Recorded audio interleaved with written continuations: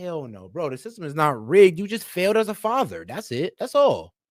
For any father whose son dies in those circumstances. But the idea the system has been rigged over this, the idea that this guy, Jordan Neely, clearly mentally unwell, homeless, and potentially violent, nobody knew his propensity for violence. All they knew was he was acting in a very threatening way and threatening to kill people. And you have a guy who's from the military, who knows how to disarm people, who did exactly what he was trained to do. And then an accident occurred, and it's incredibly unfortunate. But he did not want to let this guy go in case he got up and carried out his threat. Are you really going to try and argue? I don't know if you are. I'm just pointing a question to you, really. But is this really the way it's being framed, as a victory for the KKK? That if you don't think this guy is guilty, you've got racism in your heart? I don't think that that's the dominant position from people like myself who are critical of what happened and who are disappointed in the outcome of the trial. I think it's too simplistic to say that anybody who disagrees with me is a member of the... And shout out Hellbat. He said, do we have camera footage of what went down? I believe I showed it already. Did you miss it? Actually, just in case you missed it, G. Just in case you missed it, I'm going to go ahead and show the camera footage of what went down when this assassin, unalived this man. All right. Let's go. Let's play it over again for my man Hellbat.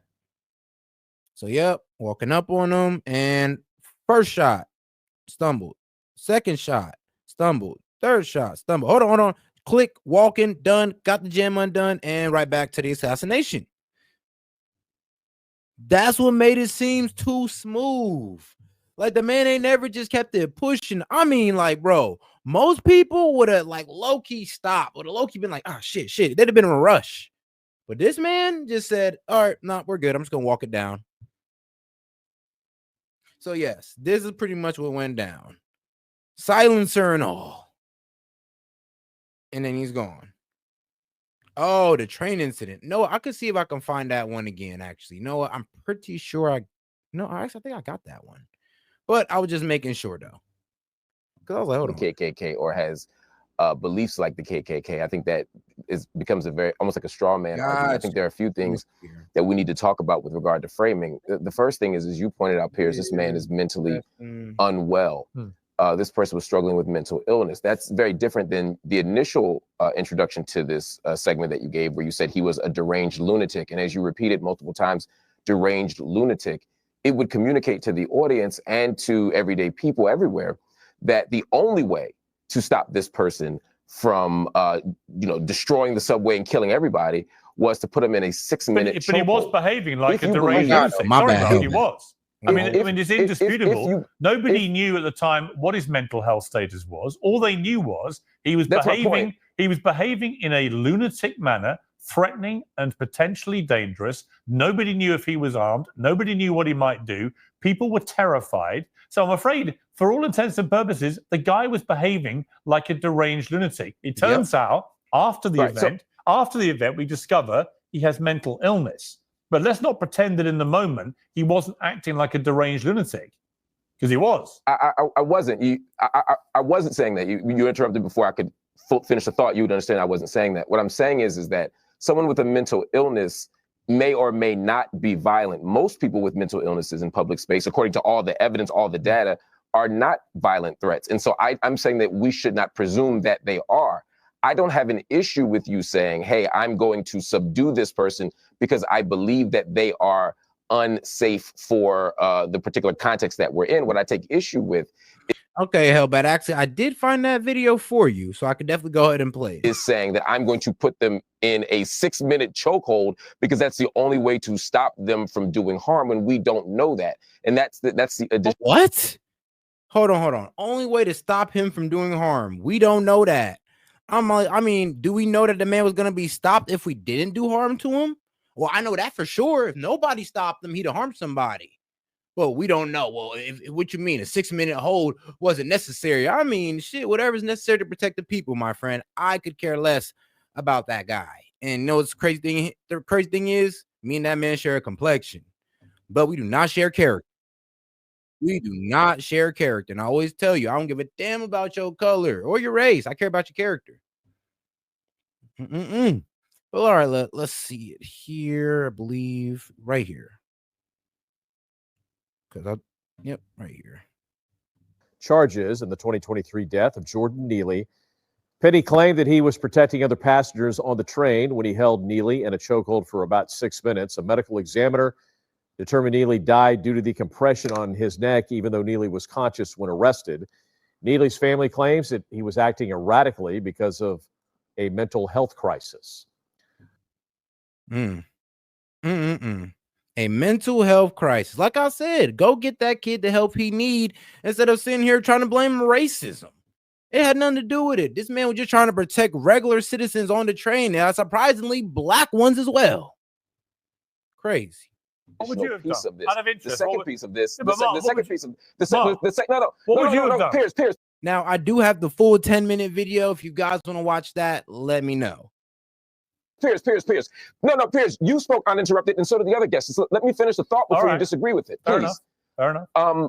The second point here is I actually agree with, which is that there are systemic issues here. There's poverty, there's homelessness, there are all these things that a lot of the world does not pay attention to until there is a crisis. That's not a conservative issue. That's not a left or right issue. The fact of the matter is we ignore this. The failure of the system here is not what happened on that subway. It's the fact that a person with mental illness can go untreated, unsupported, and houseless without any support. And then we end up with situations like this. Right. But for his father to be lecturing everybody in the way that he did, again, I don't have a lack of empathy for him losing his son.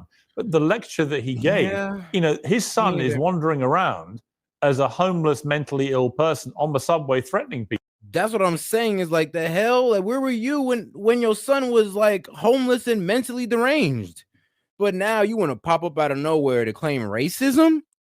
Let's claim your failure as a father. Let's claim that before we claim anything else. People, with all due respect to his father, where was his father in his life? I mean, is that a reasonable question to ask? If that was one of my sons, I would feel an accountability and responsibility for the actions of one of my children. Would you? Yeah. I probably would, but I also don't think that that's the most important question. I may share with you the opinion. In fact, I do share with you the opinion that, hey, we should talk about family structures. We should talk about parenting. We should talk about fatherhood. But when a father's son is dead in this moment, we as a nation, just like with the healthcare issue, we have an opportunity to talk about the broader system instead of us criticizing how a mourning father is dealing with his dead son. Let's talk about the conditions that got us there. Let's not play a blame game. Well, we're going to come to the cold-blooded execution of a healthcare executive, which I think is unfathomable to me that people would celebrate that happening literally within seconds of the guy being gunned down. But we're going to come to that debate in a moment, and obviously, Taylor, you're going to be a key part of that. But Tommy, I just sense that there's already a building momentum for this to be treated like a mini George Floyd situation. Now, I found the George Floyd story horrific. I thought what that police officer did was indefensible and appalling. But it's like that police officer ain't did nothing but his job. But anyway, though, let's get to this. Let's see what everything was really looking like. Share tab. Let's see what y'all think. Neely entered the car and immediately began threatening passengers, saying he was, quote, ready to die and would kill a motherfucker. Daniel Penny, a 24-year-old student and former Marine from Long Island, took Neely to the ground and put him in a chokehold. He's the blonde guy there, restraining Neely. These 6 minutes will change everything for both men.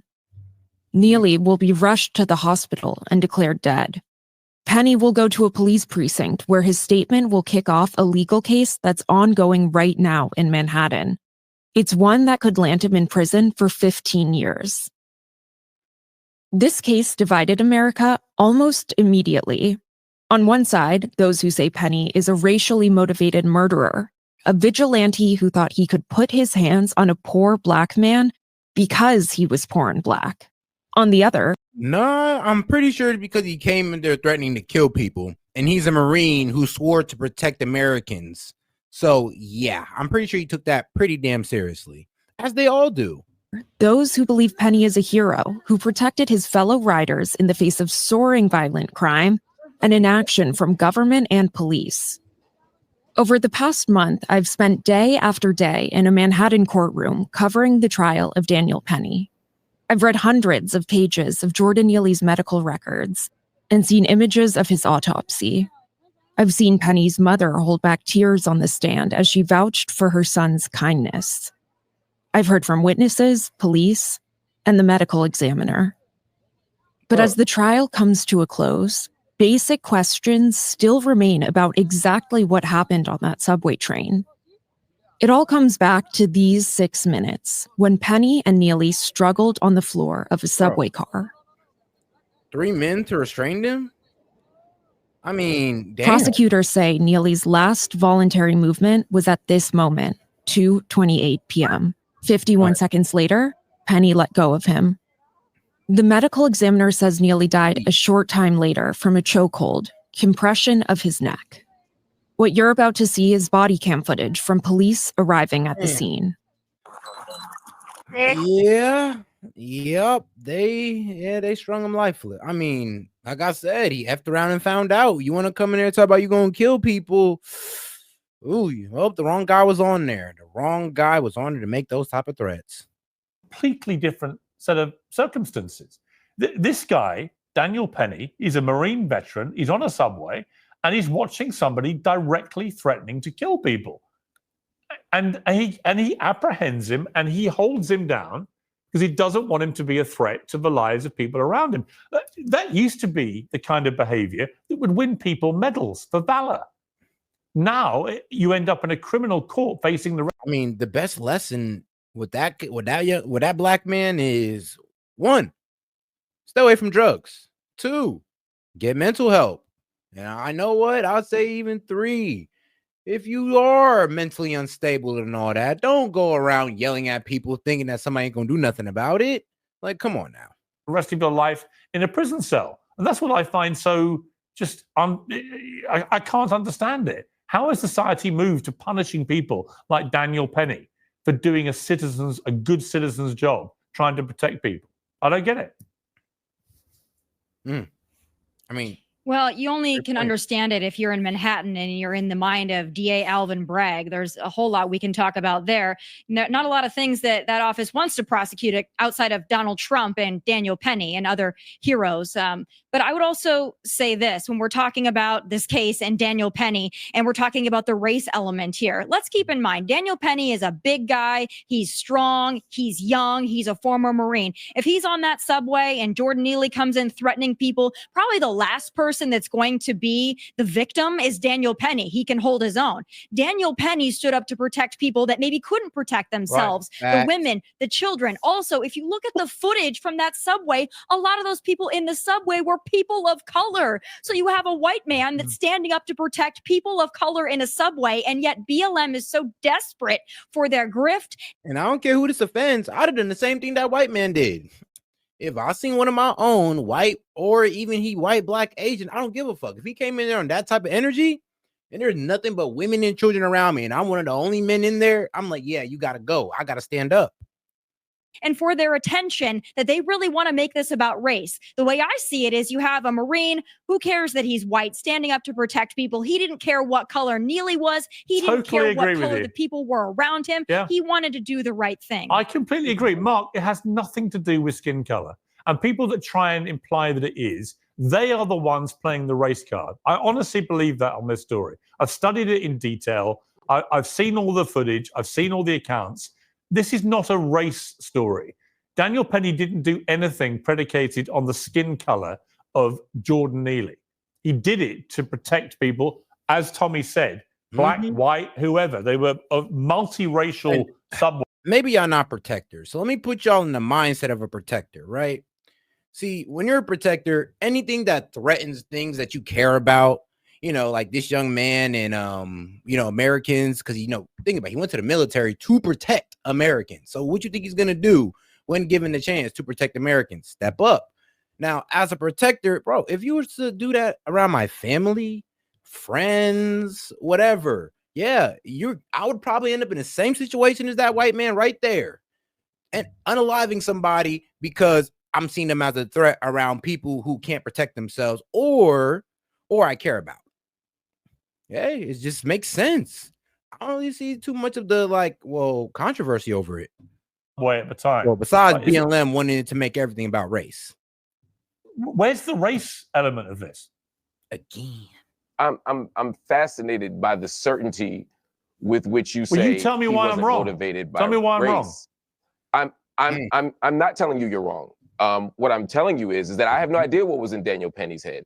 He could have been motivated by race. He could not have been motivated by race. The jury did. That's why they just cleared him. I would disagree with anyone who says he did that because of race. But I would also disagree with you saying unequivocally that race wasn't on his mind. You have no idea, but you have there is no to evidence. say things as There's no evidence. You have a but zero. I agree with you, and that's zero evidence, and that's why. So it's completely concocted. I disagree with that. It's not completely concocted when you look at actual data on these types of things. But the bigger issue for me, because again, I'm not making a race argument. How many times of these have there been? Because give me another one. How many times?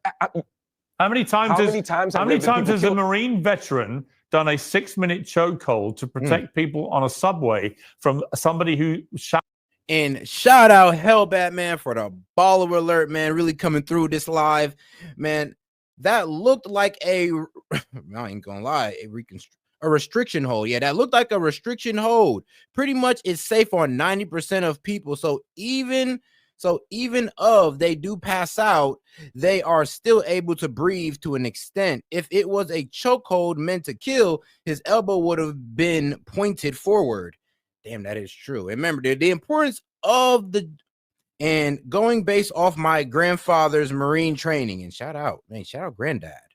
But yeah, now look, and you ain't learned this from me, but the official chokehold is when you take the armpit of right here, the armpit of your forearm, between your bicep and your forearm, and you clench it onto somebody's windpipe. This is the effect of the chokehold. So yes, if he was really going for the kill, it would have been pointed out like this, because his windpipes would have been right here in this small little section. You know what? Let me go ahead and pull it up for you so you guys know, right? So he'd have been right here. Windpipes right here in this small little section right here. I'm right behind him, and I do this. And this section right here is crushing his windpipe. That is an official chokehold. Appreciate it, man. Hopefully y'all enjoyed that, because that's exactly how you do it. Please do not try that at home, or anybody that is not causing you any harm. Thank you. I'm going to kill you. How many times has that happened that you can rattle off right now, given you say it happens all the time? So Piers, to be clear, I said things like this happen all the time. And the kind of sardonic question that you're asking seems clever to people who aren't smart. But as someone who's a trained social scientist, you don't have to have the exact same contextual factors to make comparisons. Sorry, Mark, I'm sorry. You don't have to be a trained social scientist. For example, it were a school bus instead of a subway, it wouldn't make it less important. If you were an Army vet instead of a Marine vet, it wouldn't make it less relevant. It's a silly question to ask me, when was the last time where a Marine vet on a subway, blah, blah, blah, blah, blah. That's not the point. Okay, so my point is, all right, I never made it about race. Hang on. I never made it about race. Hang on. So far, you've called me dumb, silly, and you say you're what? I didn't call you dumb. What kind of scientist are you? I didn't call you dumb. What scientist are you? Time out. You're not listening. I think you're very smart. I think you're making an argument that will only be persuasive to people who are not as smart as you. I never said you were dumb. Well, let me respond to that. When you rewind this, you'll see I never called you dumb. Yeah. I said you were being sarcastic. You don't need to be, because with respect, Mark. I think you're being snarky with the Mark, question. you don't need to be so again, with respect, you don't need to be a social scientist to know that there is zero evidence of any racial motivation for what Daniel Penny did. So people who are trying to infer it, that somehow, as the founder of BLM in New York says, if you think he's innocent. And that's what y'all saying in the chat. Yeah, the more you struggle, the worse it is. Because the man is literally like, look, and like I said, the way you do an official chokehold is you take that man's windpipe, which is right here in the center of his neck, and crush it with this space in between your forearm and your biceps. Yes, it's that brutal. And if you move around and you make me have to tighten up to hold you down, it's only gonna get worse.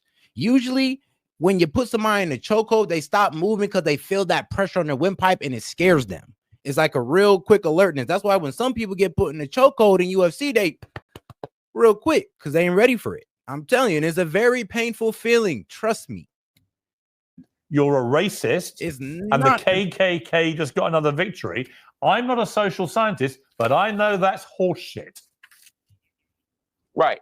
Again, the statement from the BLM person in New York, I don't share, I don't echo, I don't agree with.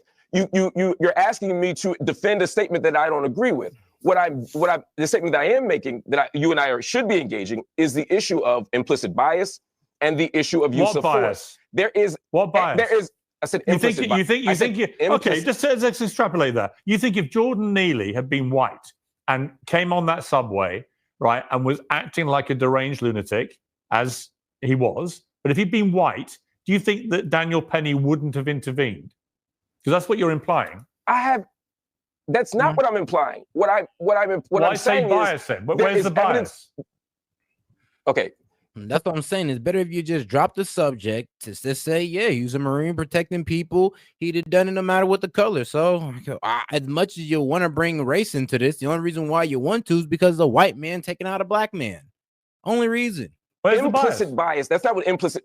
Brutally said, but it is what it is. Let me use it. It's clear that you don't understand what implicit bias is. So let me just use a different word with all due respect. If you just let me finish the sentence, I promise you'll hear me. What I'm saying is that I have no reason to believe that he was motivated by race or that he was not motivated by race. But the idea that someone could be motivated by race is not outside of the realm of possibility based on ample data that shows that people are more likely to use force against black people, that they tend to believe that black bodies are stronger and more physically resilient, and therefore they think they have to hold them in chokeholds longer. There's plenty of police data that shows that. It sounds just like black supremacy. Yes. Yeah. Congrats. Yep, black supremacy. That's exactly what you sound like, my friend. You sound like a black supremacist. So, oh yeah, because black people are stronger and all this, they got to do extra on us. No. It had nothing to do with that. It had nothing to do with people feel like they got to be more aggressive with black people. This is just how it turned out to be. So it is wild that he's trying to make a black supremacist point, going like, our bodies are stronger than everybody else's, so they got to use more force. And it's like, yo, chill out, okay? Chill out. Everybody, hey, look, if you're strong, if you live healthy and you exercise, you'll have a strong body. Including New York Police Department data. So when you asked me to show other examples, no, I don't have examples of other Michael Jackson impersonators on subways being choked by Marines, but there is other evidence of people in very comparable circumstances where race has mattered. But again, I'm not making a racial argument. I'm saying that the guy choked him too long and he should still be alive right now. And the fact that he was held for that many minutes and people on the subway were literally saying, you're killing him. That is evidence that he should have stopped. Again, I'm not taking issue with the subduing of him. I'm taking issue with how long he held him, how long he choked him, and that he didn't stop him. Once that big guy is on top of him and he has physical control, and there's a whole subway watching, he could have stopped choking him. That's all I'm saying. Listen. Obviously, he was still moving. He was still kicking, moving. Who knows what that man would have done if he got up? He'd have probably start, I don't know, trying to charge at somebody. We don't know that guy's mental state. Actually, it's best to assume the worst since he came in saying, I'm ready to kill somebody. I'm ready. Actually, no, I'm sorry. He said, I'm ready to die. Like, who knows what he's on at that point? You yelled at around me. I'm ready to die. Take me out this mug. I'm looking at you crazy. Like, shoot, maybe I do need to take you out this mug. He choked him for too long, or the guy would still be alive. It's whether he did this deliberately, and obviously he didn't. So let's just agree on those two facts. I disagree. Let's move to the other story because Taylor's been waiting patiently here. So this issue of Brian Thompson, one of the top healthcare executives in the country. I'm just curious why your first reaction would be to his cold-blooded execution. And people wonder why we want these executives dead. And then you later commented when people were giving you a lot of blowback, I'm not alone, you said. Healthcare executive down with party balloons was on a next post that you commented on. Why would you be in such a celebratory mood about the execution of another human being? Aren't you supposed to be on the caring, sharing left where, you believe in the sanctity of life? I do believe in the sanctity of life. And I think that's why I felt, along with so many other Americans, joy, unfortunately, because it feels like. Seriously? Oh, you had a sense of jubilation over this man's death, over a family man's death. Like I said, I mean, like, bro, criminal, whatever. The man didn't deserve to die. Go to jail, sure. Die, nah. That's kind of effed up for you to say. I'm not even going. I'm being real. That's what I'm saying. It's like, bro, the liberals' hate for rich people is a bit sick. But you know what's so crazy about the situation? Well, they picked the right one. I'll just say that they picked the right one. I mean, joy in a man's execution. Not maybe not joy, but certainly not empathy. Because again, we're watching the footage. How can this make you joyful? This guy's a husband, he's a father, and he's been gunned down in the middle of Manhattan. Why does that make you joyful? Of Americans that be murdered. So are the tens of thousands of Americans, innocent Americans, who died because greedy health insurance executives like this one push policies of denying care to the most vulnerable people. And the many millions of Americans that have watched people that I care about suffer and in some cases die because of lack of health care. So should they all be killed then? Should they all be killed, these healthcare executives? Would that make you even more joyful? Damn. No, that would not. But why not? And, why are you laughing? I think because it would have made her joyful. Because she is laughing about it. Secretly, yes, she do want all those executives to die. That's truly how she feels, in my opinion. This is my speculation because, like, bro, as soon as he asked that question, I'd have hushed up. Like, all right, yeah, I ain't gonna lie. I don't want all of them. Like, bro, some of them don't even got anything to do with this. Some of them are outside the loop. They can't put everybody on the board on code because there's some people who go against it. So, yeah, I would be pretty mad if they just went over.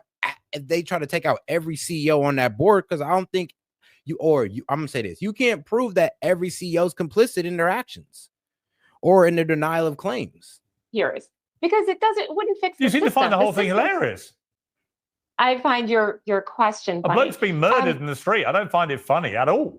I don't find it funny that tens of thousands of Americans die every year, and because they are denied life-saving health care from people like this CEO. Now, I want to fix the system.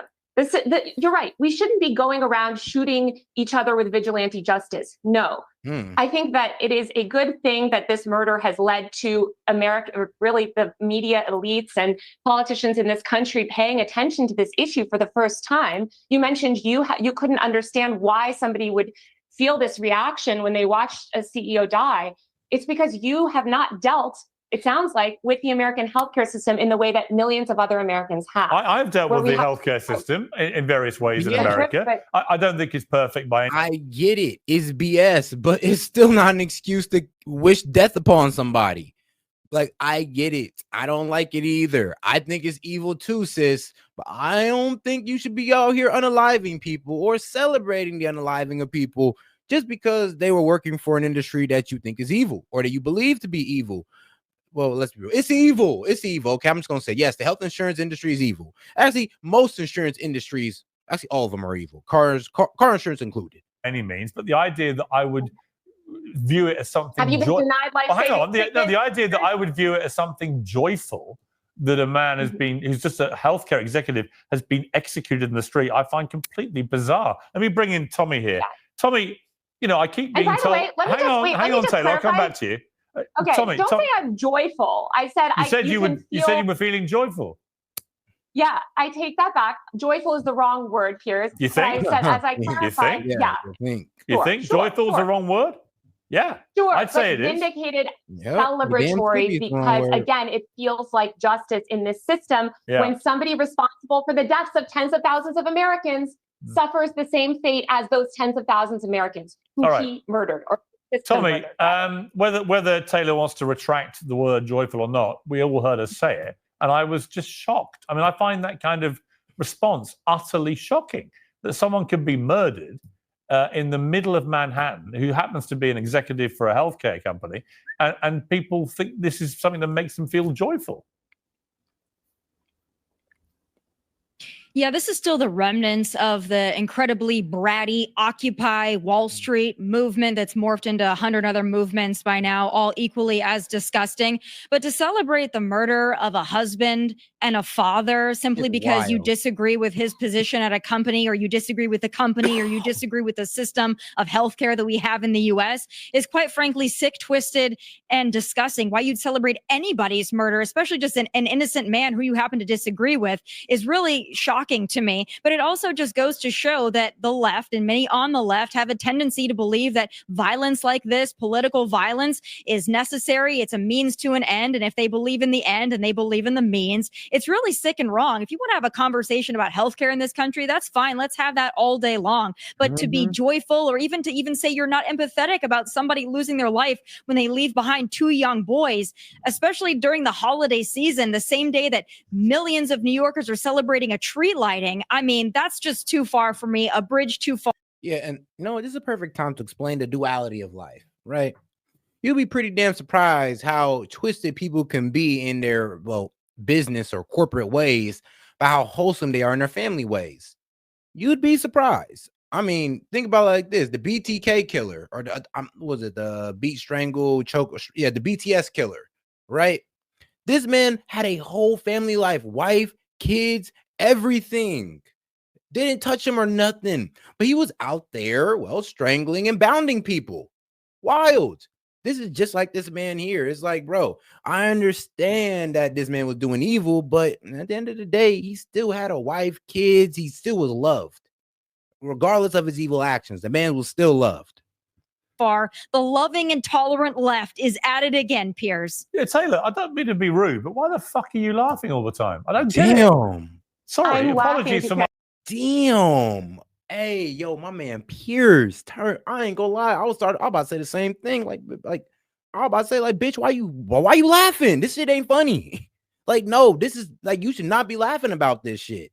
Too far. The loving and tolerant left is at it again, Piers. Yeah, Taylor, I don't mean to be rude, but why the fuck are you laughing all the time? I don't get it. Sorry, apologies for my language, but honestly, I find it unbelievable. What are you laughing at? I am laughing at Tommy's insane mischaracterization of why people are Here's my Brit, bro. My Brit, man. My Brit. Angry. It has nothing to do with Occupy Wall Street. This is a feeling that people feel across the left and the right. You mentioned Ben Shapiro earlier in his video about the healthcare exec. I encourage people to check the comment section on that video, okay? 100% of America is united on this, or rather the majority of America is united on this. We do not think that this healthcare system that is murdering, again, thousands of innocent Americans who, by the way, Tommy, also have families, also have children. These people are being killed by our barbaric and evil for-profit healthcare system. And I agree, we should not necessarily go around shooting people in the street. And while I am joyful that this issue has been brought to attention, did you hear that, Piers? Not necessarily. It's just unbelievable. They shouldn't be shot in the streets. They shouldn't be shot in the streets because, again, it doesn't solve the systemic problem. You could United Healthcare will just appoint a new ghoulish CEO. The point is that we need to fix these systems so that, again, people like Brian or whoever is in charge of these companies stops murdering tens of thousands of innocent Americans. That is the crime. Let me bring in Mark.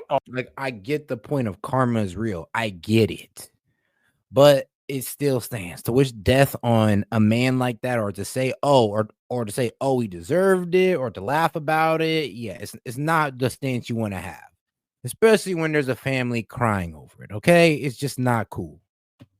It's not ethical, moral. It's like, where's your principles at, sweetheart? On this, I mean, Mark, I'm sorry, but there's just no justification for laughing your way through a segment like this, talking about how joyful you were that this happened. Is there? Again, I'm not joyful that it happened. Sorry, Taylor, I'm asking Mark, not you.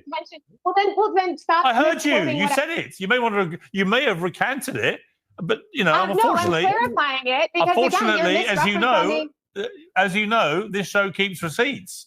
We all know what we saw, I'm not and we all know what we heard. It.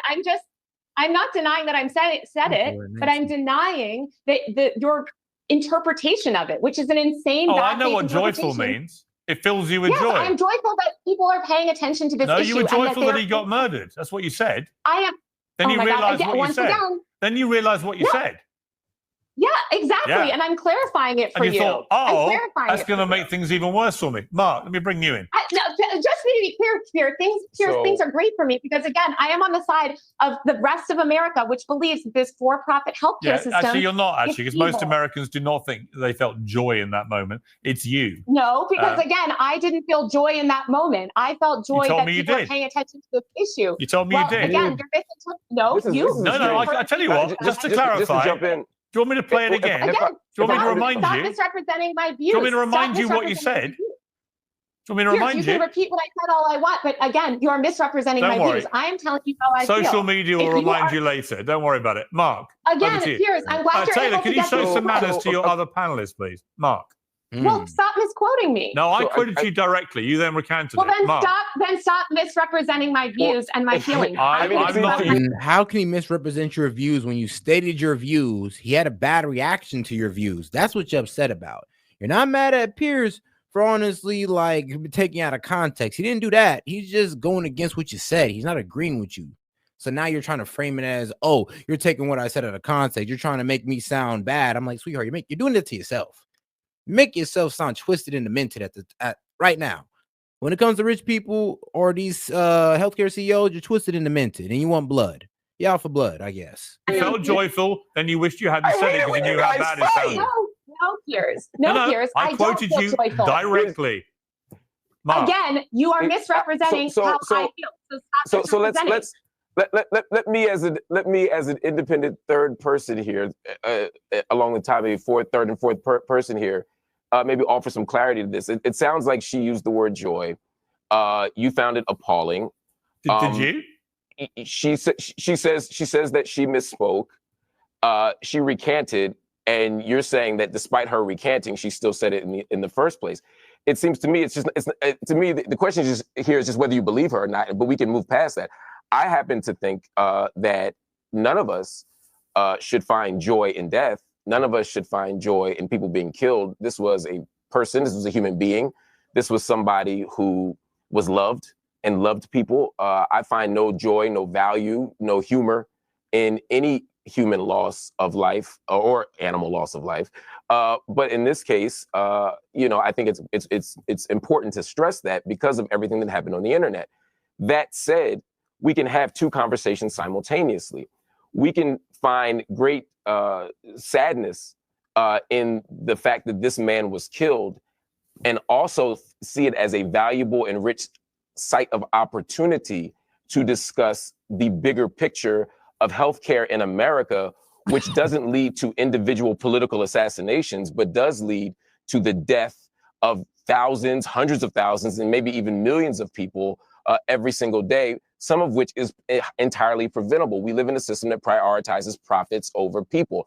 And the fact that so many people who are otherwise normal and humane and loving and empathetic were able to find humor or joy in this tragic death, it says something about who we are as people, but it also says something to how this wicked system has damaged us and corroded our character and eroded our sensibilities. I'm saying let's have that conversation about how sad this man's individual death is, but let's not let that be the only story that we tell. Let's also tell the story about this healthcare system. That's all. Obviously, there's a much bigger debate to have about the healthcare system. But Tommy, it was inevitable that the finger of blame would eventually turn to one person. Let's take a look at this clip.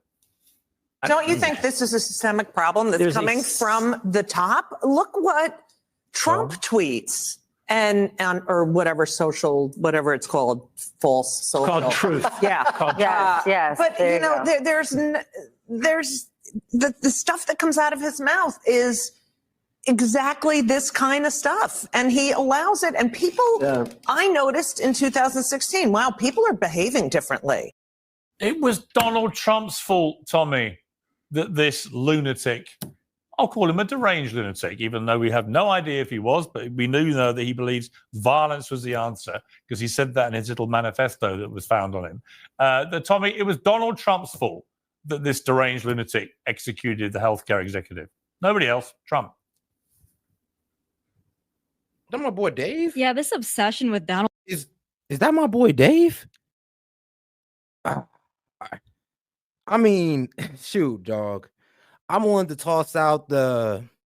I'm willing to go ahead and toss out the calling link, and we go ahead and have that conversation. Because I would just say I feel your point on it, but like I mean, shoot, look, everybody felt your point on it.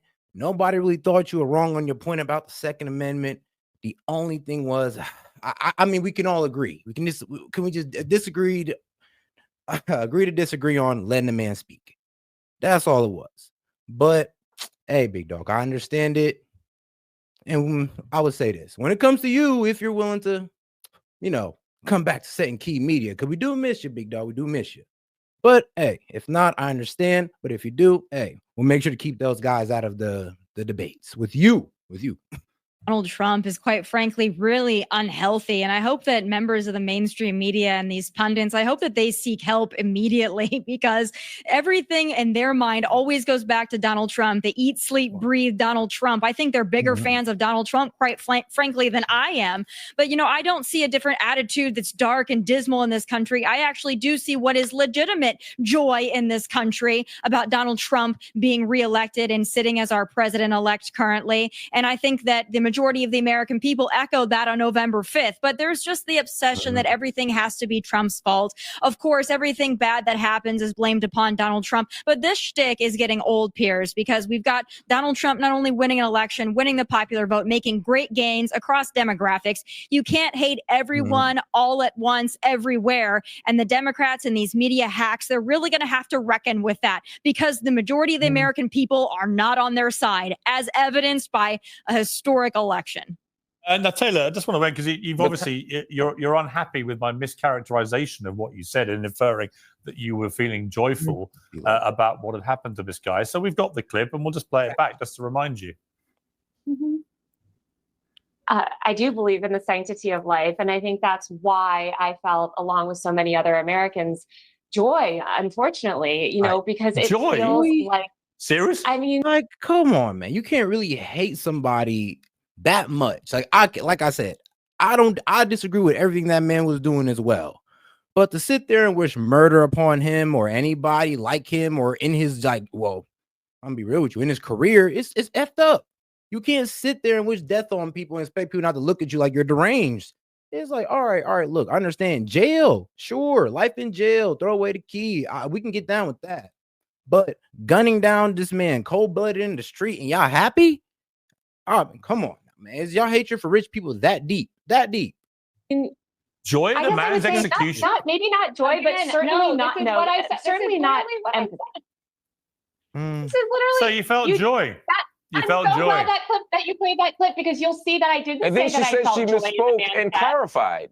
Oh. And I didn't say that you I don't think, felt Mark, joy. it was more that she wished she hadn't said she felt joy because you suddenly realized how bad it Why sounded. don't you listen to that clip again? Because I don't say that I feel joy in the man's death. I said I feel joy because, and that's exactly when you cut me off. And if you let me finish, I would say I feel joy. Bullshit. Oh, bullshit, Piers. You don't know what was in my head. That's not. She's right. She's right, Piers. Bullshit. She actually said, "I feel joy," and then you interrupted her there. Perhaps I don't know what she was going to say, but she certainly didn't get a chance to finish. Well, the viewers can watch the whole thing in the right context. And you may not realize this, but we don't censor things here. Mark, I don't know why you're going out of your way to defend her, mate. Because Taylor, let's be honest. You know what you said. You wish you hadn't said it. Let me give Taylor an opportunity. Would you like to apologize for using the word joy? Again, if you take the word joy completely out of context from the word that I said, would you like to? It was because would you like to apologize? Yes or no? Yes or no? You just played the clip that showed that I said I feel joy because, and that's right when you cut me off. So let me tell you why I feel joy. I feel joy because people like you who are rich and powerful and on TV and have all the access to all the healthcare privileges in the world are finally being forced to pay attention to the barbaric healthcare system that murders tens of thousands of innocent Americans. And that is what I feel joy in, that people like you are forced to confront those systemic problems. That's what I mean, we just sat here this entire live and talked about the evil of the healthcare system. Actually, the evil of all insurance companies. I say insurance is the scam we all need or forced to all need. So you're not going to sit here and pretend like, oh, we need to wake up to the problem here. It's like we've been to the problem. We just ain't want to unalive nobody over it. I'll be quite honest with you. Like, I didn't think it came to that. I didn't think it was that serious. But, hey, she made it that serious. That's the crazy part about it. But all right, man, let's get quickly into this Syria situation. Then we're going to move into conspiracy hour, man. Let's get it going. All right, let's go straight to it. 15 days, his resistance crumbled. As the rebels closed in on Damascus, Assad fled the country, thus ending 24 years of his rule and 53 years of his family's rule. It's indeed the start of a new chapter in Syria. We'll discuss that in detail. But first, how did Damascus fall? When we last spoke... And the invitation is still open, Dave, if you want to come up. Like I said, if not, like I said, it's all good, brother. It's all good. The rebels were in Hama, around 200 kilometers from the capital. After taking the city of Hama, they marched towards Homs. It's a city north of Damascus, sort of like a gateway to the Syrian capital. The regime soldiers did not put up much of a fight. They were underpaid and under-equipped, so most of them simply surrendered. A few even joined the rebel ranks. Soon celebrations broke out in Homs. The rebels fired their guns into the air. Statues and portraits of Assad and his family were attacked. Take a look.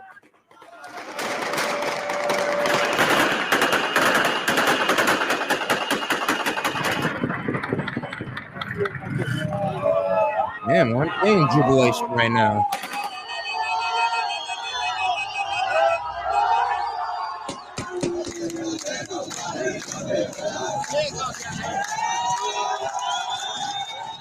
Man, they're going crazy. Homs was captured on Saturday. By then, the picture was becoming clear. The rebel leader released a message on social media. His name is Abu Muhammad al-Julani. He leads an Islamist rebel group called HTS, the same group that led this offensive. Al-Julani set his eyes on Damascus after Homs. Rebel forces said that they had encircled the capital city of Syria. The stage was set for a final standoff, but it wasn't even needed. Because in Damascus, the sentiment was firmly anti-Assad. The city was in no mood to fight, so the soldiers simply surrendered. Late on Saturday, the rebels began entering the capital. Around the same time, Assad hopped on his plane and fled to Russia. By morning, the takeover was complete. The rebels appeared in front of Syrian state television. They declared that Damascus had fallen. So who's in charge now?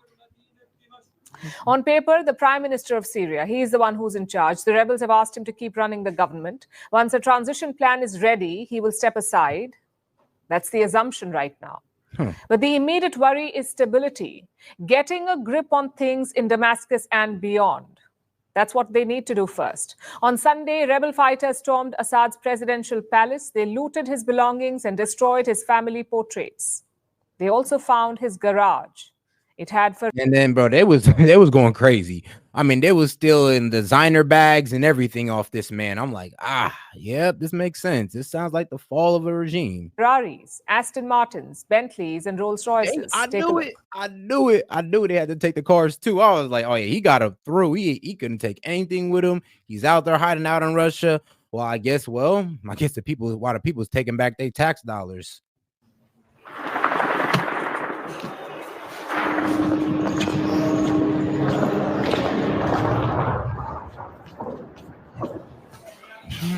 دراج حبيبي نحن ما لنا بدبي نحن بكراج الحمار. Damn, my man was whipping. نحن ما لنا بدبي. The rebels also went for the prisons. Assad had Assad, he has some whips. All right. Jailed a lot of critics in the last decade. Reports say around 100,000 people have disappeared or been jailed since 2011. The rebels tried to free them. One of their main targets was the Sednaya prison. It's located on the outskirts of Damascus. It's often called the human slaughterhouse. That's how brutal it is. The rebels took control of this facility and they released the prisoners. Some of them could be seen roaming the streets later. الله أكبر 10 سنين الله أكبر مساجين يحيى الله أكبر سقط النظام. Okay, maybe he was as bad as they say he was, because what? Locking up people, damn near called a death camp. And it was funny because when they was going through one of his other prisons, bro, they were literally like releasing, like, bro, there's little kids walking out of cells, groups of women rushing out of one of the cells. I was like, yeah, what did this man have going on?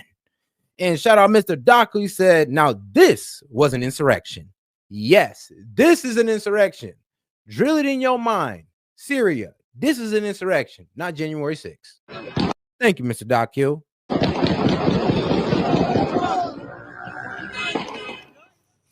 Most Syrians are thrilled by Assad's ouster, and it's obvious why. Around 70% of the country lives in poverty, around 26% have no jobs, and 30% are displaced. There is no freedom, no livelihood, and no peace. So Syrians were relieved by Sunday's news. We saw celebrations across the country.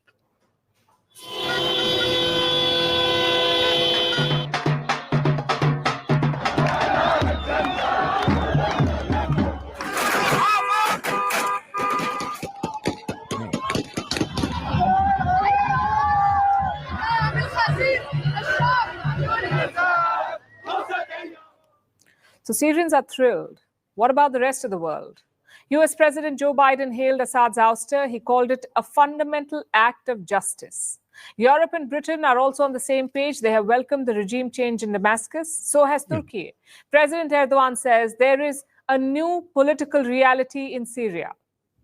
And the Arab nations? Same thing. Assad was an ally of the Iranian regime. So the Arab capitals are fine with his ouster. But all these countries are worried about one question. What happens next? The Iranian regime? Okay, so it makes sense why he ran to Russia. Okay. Is the civil war truly over?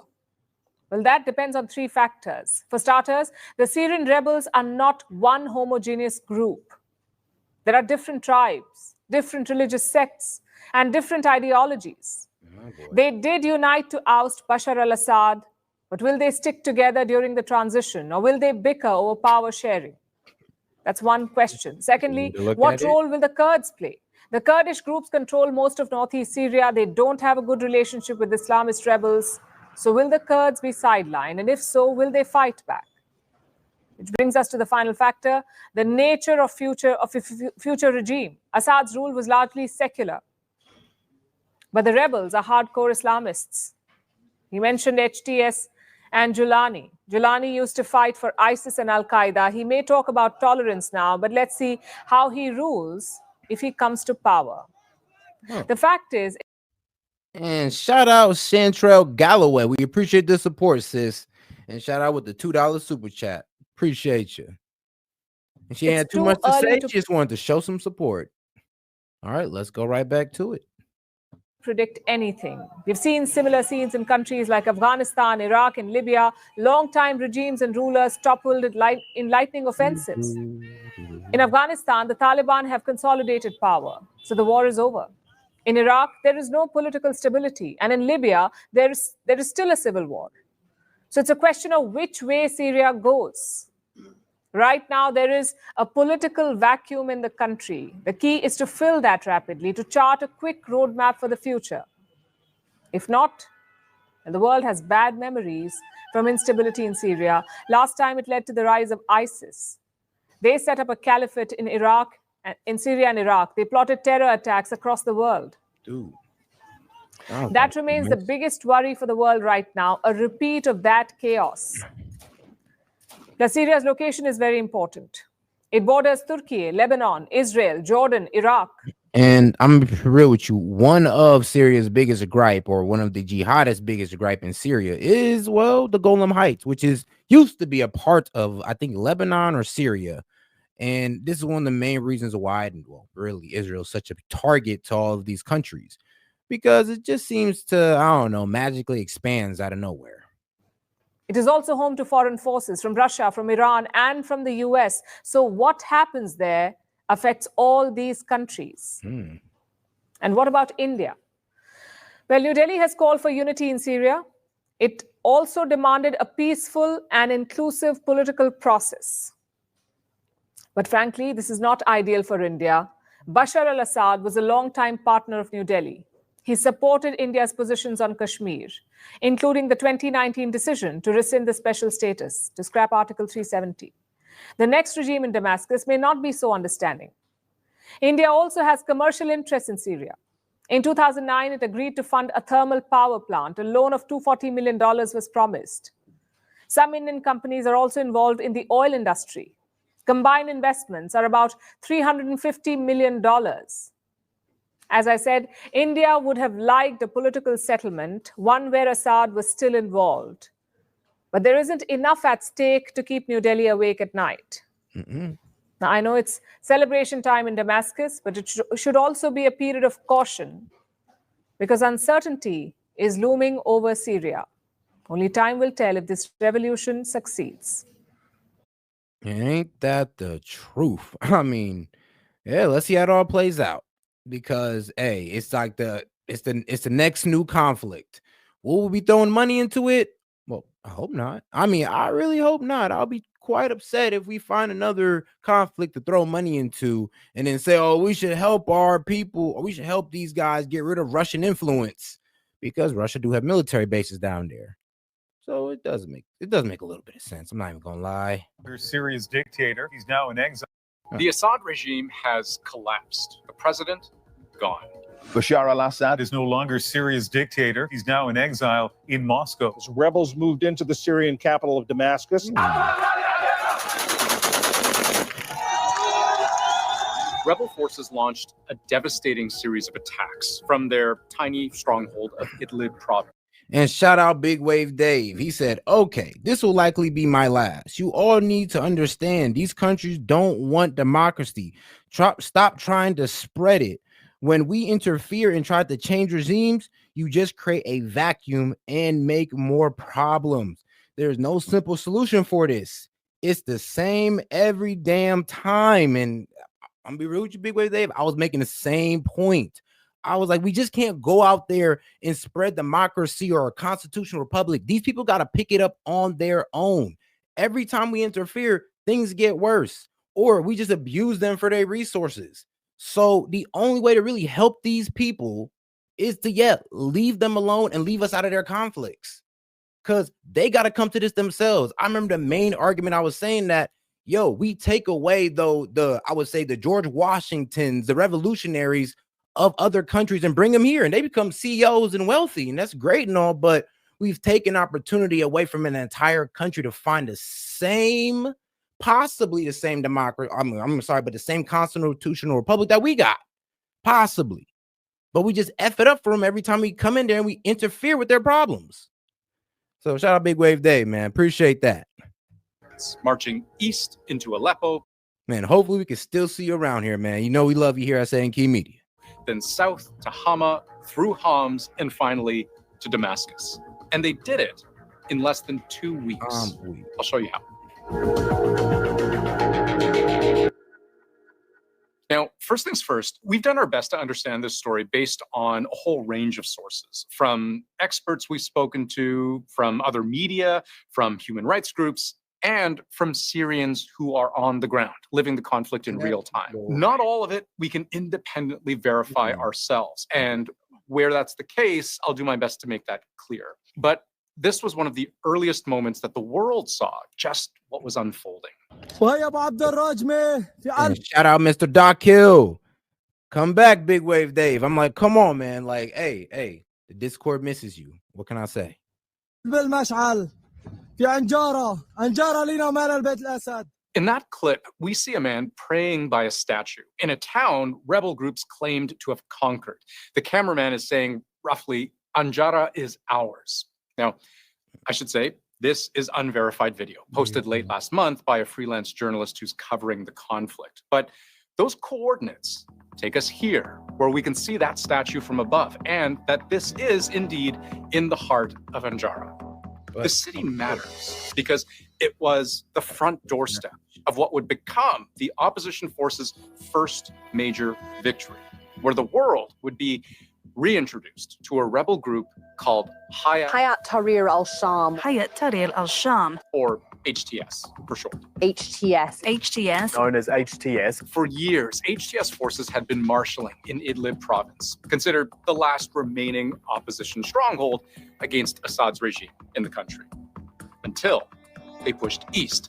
Cities like Kaptan al-Jabal and Anjara were among the first to fall. HTS and its allies claimed to capture at least 13 villages, as well as a Syrian army base in about a day. Within the next 24 hours, we began to see reports of rebels capturing not just land, but weapons. خلال عملياتنا تمكنا بفضل الله. This Syrian rebel group commander posted on November 28th. During our operations, we were able to seize 12 tanks, 2 BMP vehicles. Those are Russian armored infantry vehicles, 6 machine guns, mortars, and anti-tank missiles. Now, it's impossible for us to verify any of those claims, but one day later, those opposition forces would breach the western limits of Aleppo, their first major prize of the offensive.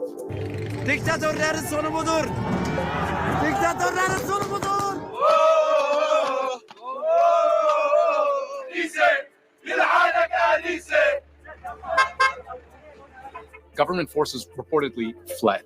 By evening Friday, November 29th, CNN reported that the city center had fallen and rebel forces grew even stronger, continuing to claim Syrian army weapons as their own.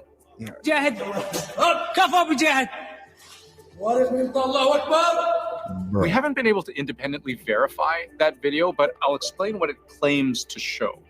It was posted by the head of the Middle East Institute's Syria program, based in Washington. And those weapons, he claims, are man-portable rocket launchers meant to shoot down planes.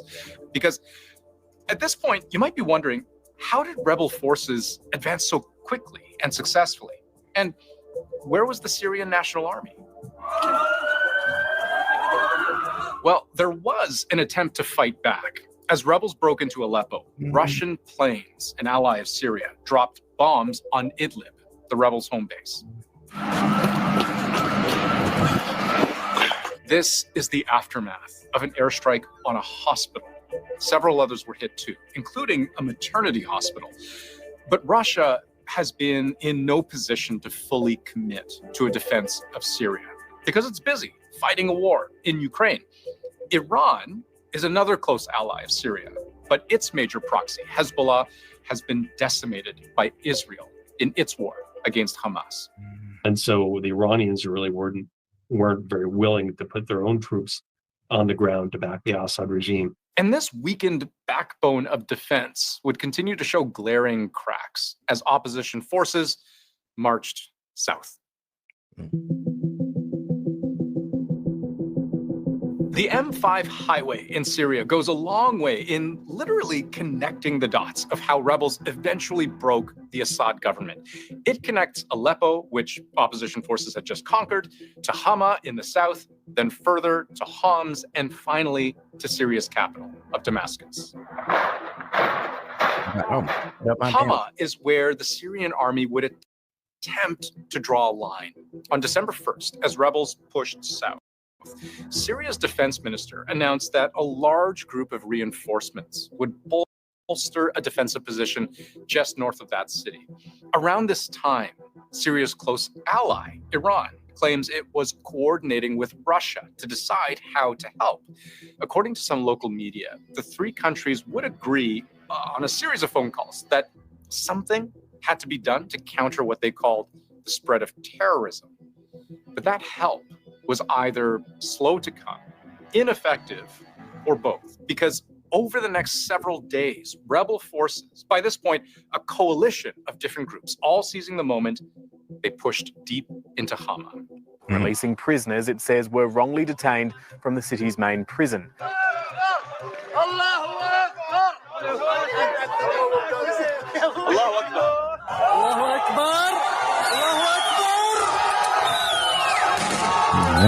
By this point, it was starting to become clear that opposition forces had a kind of unstoppable momentum.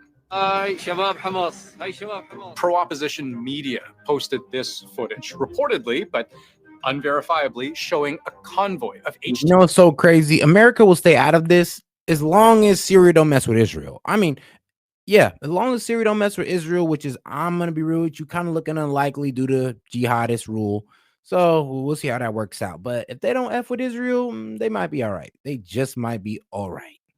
TS coalition fighters preparing to travel south on the M5 highway from Hama to Homs, which you can think of as the gateway to the capital, Damascus. It's the third largest city in Syria, and it's positioned right along a strategic highway which goes north and south, and basically would have made it impossible to continue to supply Syrian military forces and components to the West. Many experts saw losing Homs as the start of a death spiral for the Assad regime. It is the site of a key oil refinery, a major economic hub, and, as you heard, a connection point to the coast. It would also appear to have been the last shred of hope for defenders of Bashar al-Assad. Because, as Homs fell, rebels called on regime soldiers to defect. والانشقاق عن هذه العصابة التي ربطت مصير شعب بأكمله بمصير أفراد العائلة الحاكمة وإلا فانتظروا مصيركم. It's impossible to know how many did, but they did run. Iran flew their officers out. And by the time opposition forces began their final push for Damascus itself, there was effectively nobody left to stop them. They seized the capital unopposed. Bashar al-Assad, the man who ruled Syria with an iron fist, had disappeared. It was clear that the security forces and the Syrian regime's military forces were simply washed away. And it created a further constraint and obstacle for security forces to control large crowds. The Syrian army had no stomach for this fight. They defected, they had surrendered, they retreated. In the end, there were at least three big reasons Assad's regime fell. It was weak without its allies. It was up against a coalition of forces who appeared to coordinate, at least on some level. And it was unpopular. The Syrian regime has been in power for 50 years, and yet it fell. I can tell you that the moment we are living today, freedom of the Assad regime, it's worth all the pain, all the suffering, all the fear, all the disappointment, all the betrayal. It's worth everything. But a much more difficult question to answer now is what or who takes Bashar al-Assad's place? HTS, which led the rebellion, is a jihadi group with roots in al-Qaeda. For years, it has been labeled a terrorist group by the US, the EU, and the UN. That might change now, given what's happened. But it's anyone's guess what happens next. And shout out CBS. That was actually pretty good. But all right, now let's get to what Trump might actually be doing about this. Because it says that Trump wants China to help end Russia and Ukraine war, and possibly they're trying to say lead into the Syrian war. But honestly, I think everybody's going to leave Syria alone. I think we should all leave Syria alone. But let's get into Trump's war plans. Or not even war plans, but war avoidance plans.